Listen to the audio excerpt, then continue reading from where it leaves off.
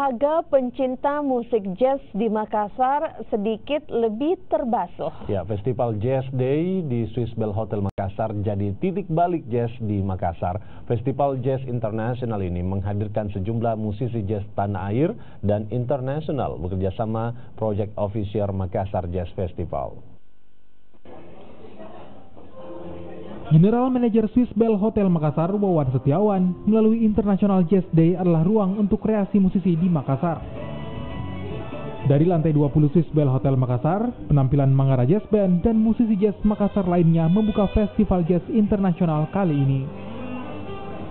Suara penyanyi jazz wanita Marcelia Lesar membuat dahaga pecinta jazz Makassar terbayar dengan perpaduan apik musisi tanah air. Penampilan Marcelia Lesar dalam event International Jazz Day di Graffiti Sky Lounge, Swiss Bell Hotel, di Jalan Ujung Pandang Makassar diiringi band jazz lokal Passion Band.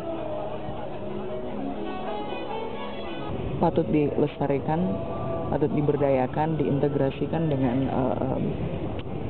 dinas pariwisata tentunya untuk menarik wisatawan lokal, wisatawan dari luar. Berikut juga bisa memberdayakan semua kerajinan tangannya dan masyarakat lokalnya juga kan. Marcelia yang pernah membawa nama Indonesia di Sri Lanka Colombo 2017 itu memantik gairah musik para pengunjung.